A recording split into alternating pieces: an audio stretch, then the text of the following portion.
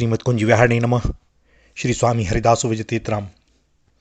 प्राचीन काल में वाराणसी नगरी में मांटी नाम के एक महायशस्वी ब्राह्मण रहते थे।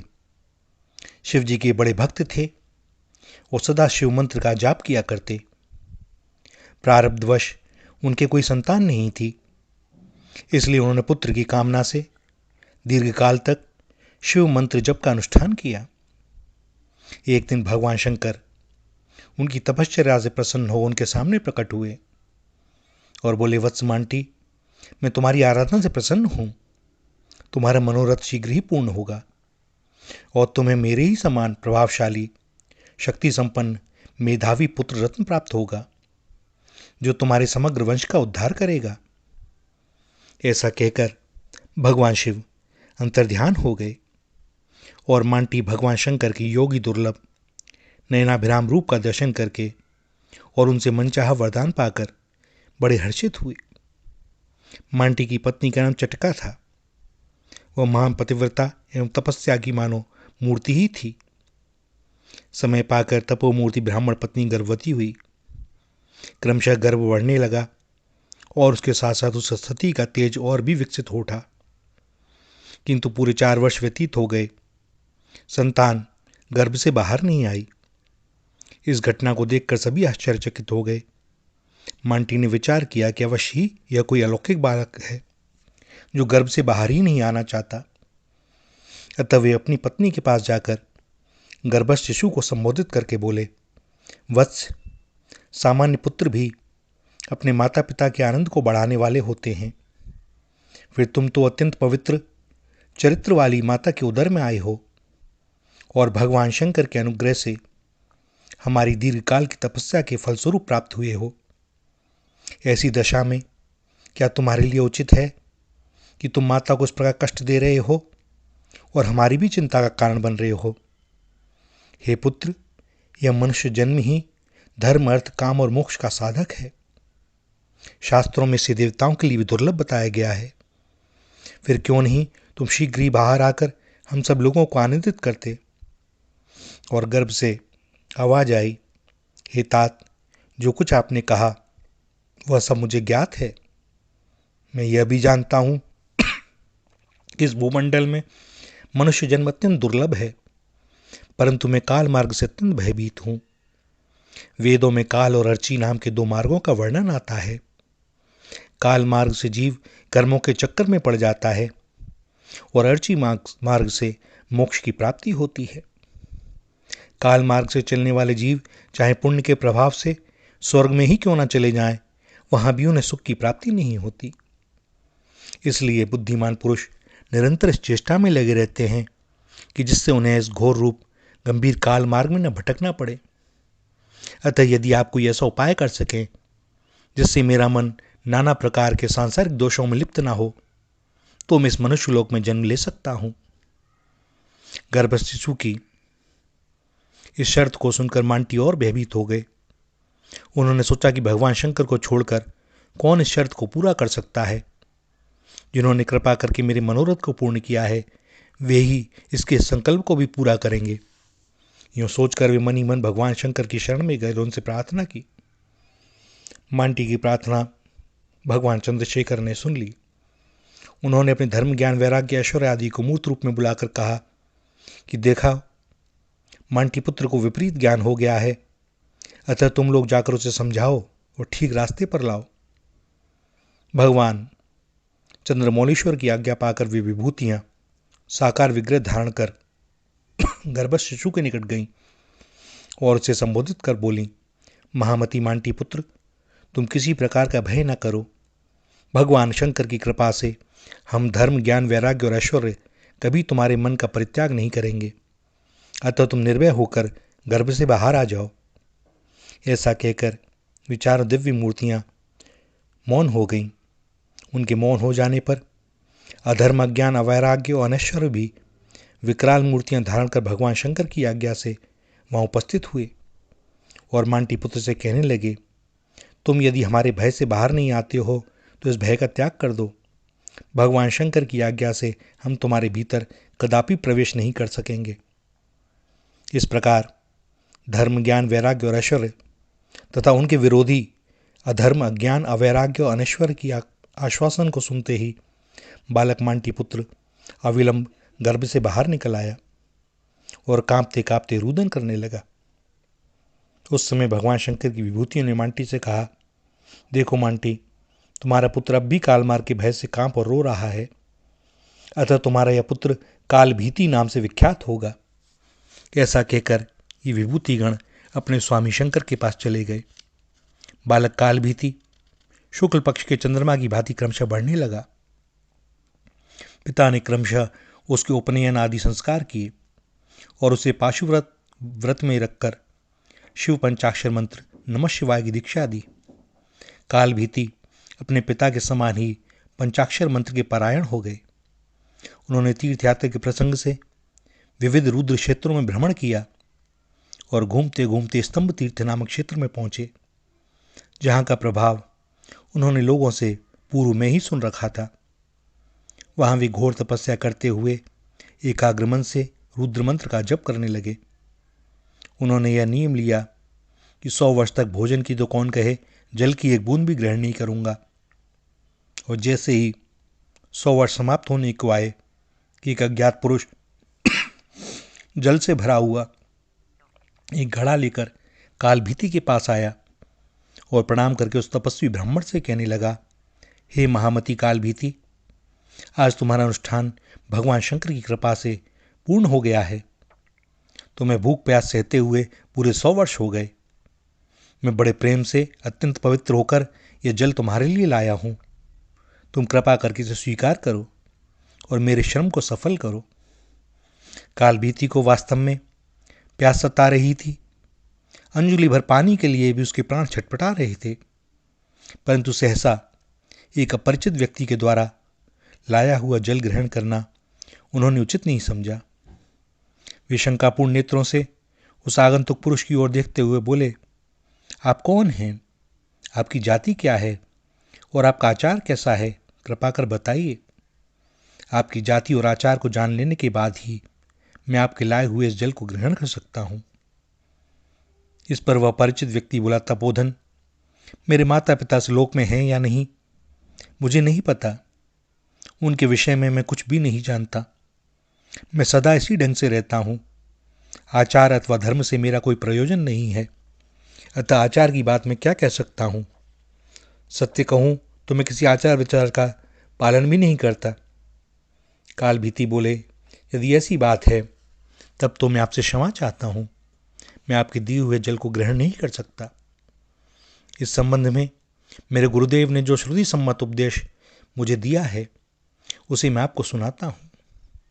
जिसके कुल का हाल अथवा रक्त शुद्धि का पता ना हो, साधु व्यक्ति उसके दिए हुए अन्य जल को ग्रहण नहीं करते।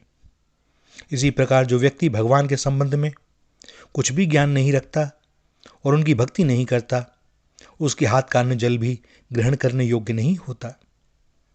भगवान को अर्पण किए बिना जो व्यक्ति भोजन करता है उसे बड़ा पाप लगता है।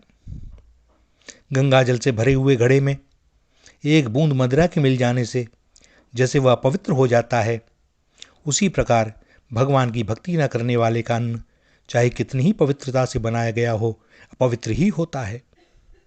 परंतु यदि कोई मनुष्य शिव भक्त भी हो, उसकी जाति और आचार भ्रष्ट हो, तो उसका अन्न भी नहीं खाया जाता। अन्न जल के संबंध में शास्त्रों में दोनों बातों का विचार रखा गया है। अन्न या जल जो कुछ भी ग्रहण किया जाए वह भगवान को अर्पित हो, और जिसके द्वारा वह अन्न अथवा जल लाया गया है वह जाति तथा आचार की दृष्टि से पवित्र हो। कालभीति की इन बातों को सुनकर वह व्यक्ति हंसने लगा और बोला, अरे तपस्वी, तुम तप एवं विद्या से संपन्न होने पर भी मुझे नितांत मूर्ख प्रतीत होते हो। तुम्हारी इस बात को सुनकर मुझे हंसी आती है। अरे नादान, क्या तुम नहीं जानते कि भगवान शिव सभी भूतों के अंदर समान रूप से निवास करते हैं? ऐसी दशा में किसी को पवित्र और किसी को पवित्र कहना कदापि उचित नहीं है। पवित्र कहकर किसी की निंदा करना प्रकारांतर से उसके अंदर रहने वाले भगवान शंकर की ही निंदा है।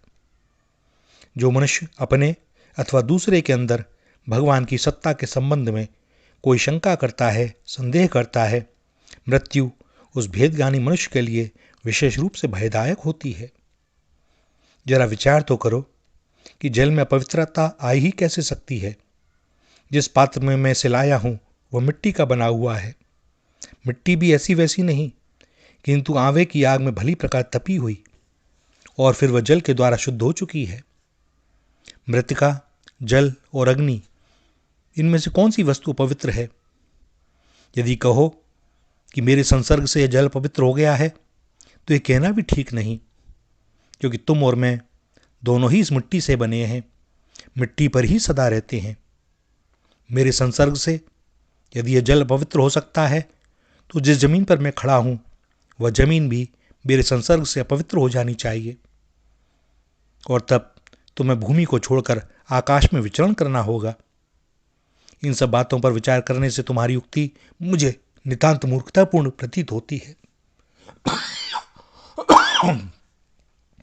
कालभीति ने कहा, अवश्य ही भगवान शंकर का सभी भूतों में निवास है, परंतु इस बात को लेकर जो सब भूतों की व्यवहार में समानता करता है, वह अन्न आदि का परित्याग करके मृतिका अथवा भस्म से उदर पूर्ति क्यों नहीं करता?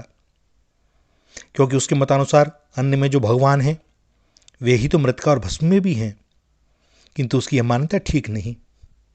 परमार्थ दृष्टि से सब कुछ शिव रूप होने पर भी व्यवहार में भेद आवश्यक है। इसीलिए शास्त्र में नाना प्रकार की शुद्धि के विधान पाए जाते हैं और उनके फल भी अलग अलग निर्दिष्ट हुए हैं। शास्त्र की आज्ञा के विरुद्ध आचरण करना कदापि उचित नहीं है। जो शास्त्र भगवान शिव की सत्ता सर्वत्र बतलाते हैं वे ही व्यवहार में भेद का भी विधान करते हैं। शास्त्र की एक बात तो हम माने और दूसरी न माने, ये कहाँ तक उचित है? दोनों ही बातें अपनी अपनी दृष्टि से ठीक हैं और दोनों की परस्पर संगति भी है। श्रुति कहती है कि बाहर भीतर की पवित्रता रखो।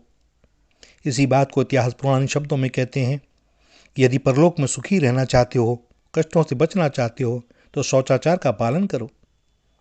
पृथ्वी पर रहने वाले व्यक्तियों के लिए भी शौचाचार का पालन अवश्य ही कर्तव्य है। ऐसी दशा में यदि आप श्रुतियों की अवहेलना करके सब कुछ शिवमय है यह कहकर व्यवहार के भेद को मिटाना चाहते हैं, तो फिर बताइए क्या श्रुति पुराण आदि शास्त्र व्यर्थ नहीं हो जाएंगे?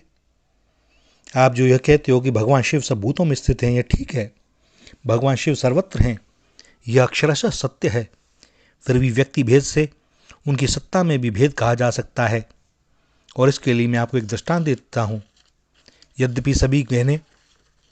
यद्यपि सभी सोने के गहने स्वर्ण नाम की एक धातु से बने हुए होते हैं, तब भी सबका सोना एक ही दाम का अथवा एक ही रंग का नहीं होता। उनमें से एक का सोना एकदम शुद्ध टकसाली होता है और दूसरा उसकी अपेक्षा कुछ नीचे दर्जे का होता है। तीसरा उससे भी निकृष्ट हो सकता है।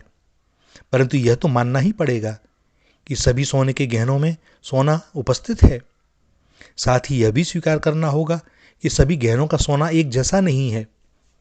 इसी प्रकार भगवान शिव भी सब भूतों में हैं अवश्य ही, परंतु एक के अंदर उनका प्रकाश अत्यंत शुद्ध है, दूसरे के अंदर वो उतना शुद्ध नहीं है, तीसरे के अंदर वो और भी मलिन है।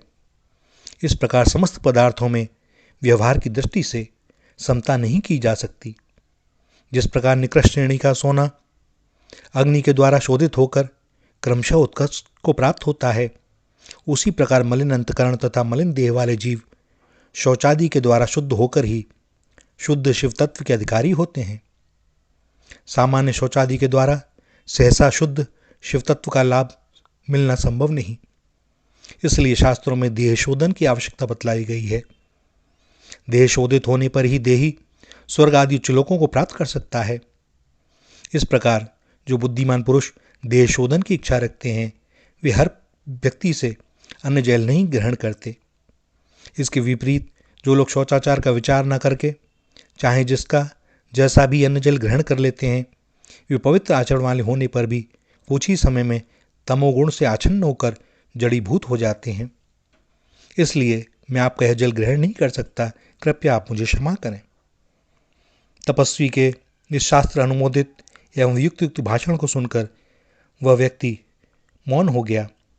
उसने पैर के अंगूठे से बात की बात में एक बड़ा सा गड्ढा खोद दिया और उसमें उस मटके के जल को उड़ेल दिया। वह बड़ा गड्ढा उस थोड़े से जल से लबालब भर गया।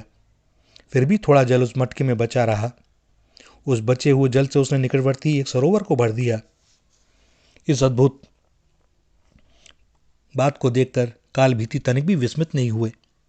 उन्होंने सोचा कि भूत आदि की उपासना करने वाले बहुधा इस प्रकार की आश्चर्यजनक घटनाएं दिखाया करते हैं, परंतु इस प्रकार के आश्चर्यों से श्रुति मार्ग में कोई विरोध नहीं आ सकता।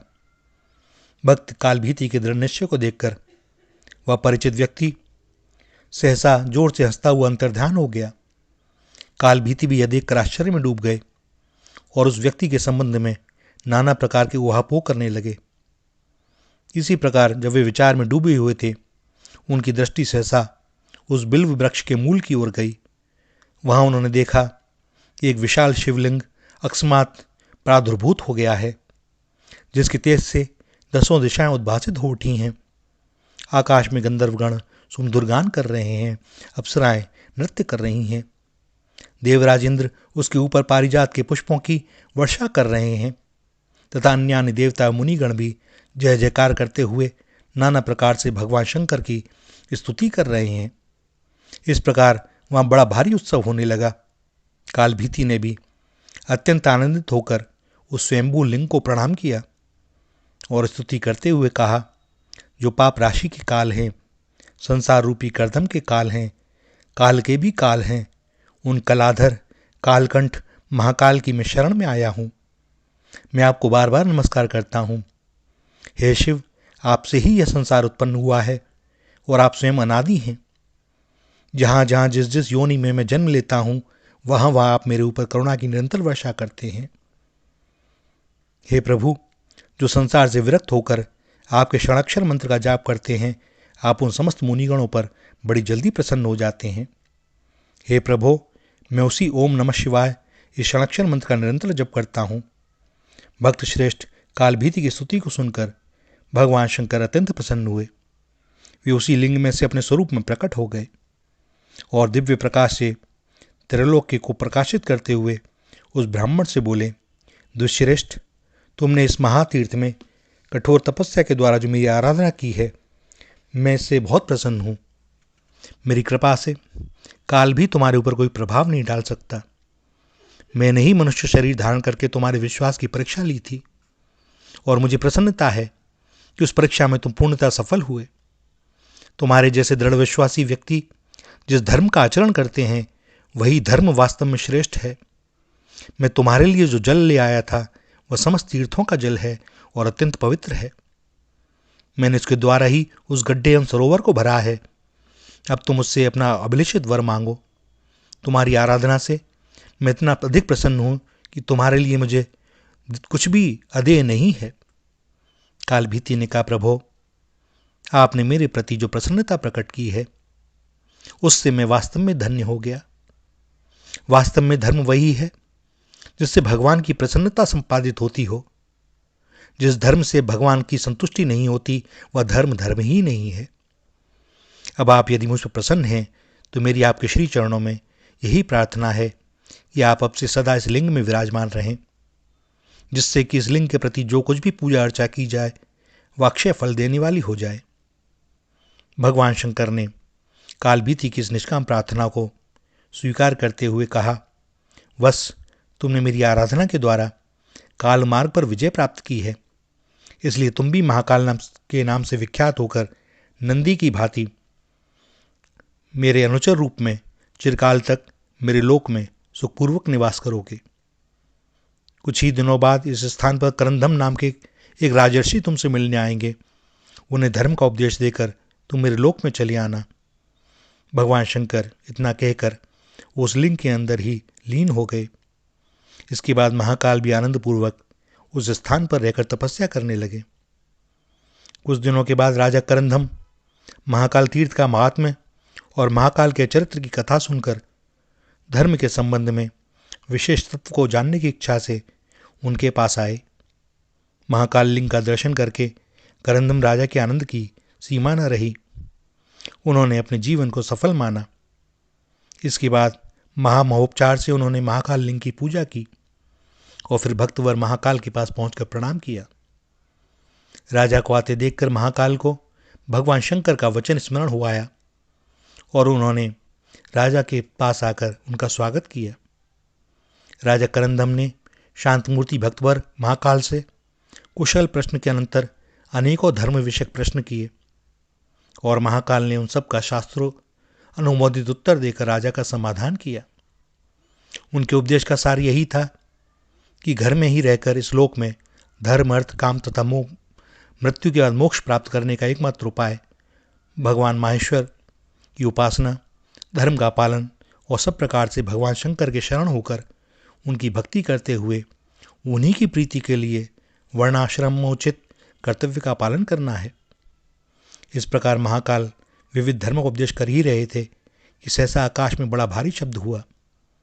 महाकाल ने आकाश की ओर देखा तो देखते हैं ब्रह्मा, विष्णु, रुद्र, उनके अनुचर तथा भगवती सहित स्वयं भगवान शंकर आ रहे हैं। उनके साथ इंद्रादि देवता, वशिष्ठ आदि मुनीश्वर और गंधर्व हैं। महामती महाकाल ने भक्ति निर्भर चित्त से उठकर सबकी अभ्यर्थना की, अनेकों प्रकार से पूजा की। ब्रह्मादि देवताओं ने महाकाल को उत्तम रत्न सिंहासन पर बैठाकर उस महिसागर संगम क्षेत्र में उनका अभिषेक किया। देवी भगवती ने महाकाल को वात्सल्य भाव से आलिंगन कर गोद में बिठाया और पुत्रवत स्नेह करते हुए बोली, शिव व्रत परायण वत्स, यह ब्रह्मांड जब तक रहेगा तब तक तुम शिव भक्ति के प्रभाव से शिवलोक में ही निवास करोगे। उस समय ब्रह्मा, विष्णु प्रभृति देवगण साधु साधु कहकर महाकाल की प्रशंसा और स्तुति करने लगे। चारों लोग उनका गुणगान करने लगे। गंधर्व मनोहर गान के द्वारा उन्हें प्रसन्न करने लगे। करोड़ों शिव जी के गण उनकी स्तुति करते हुए उन्हें घेर कर चारों ओर खड़े हो गए। इस प्रकार अपूर्व समारोह के साथ भक्त श्रेष्ठ महाकाल अपने आराध्य देव के साथ सशरीर शिवलोक को चले गए।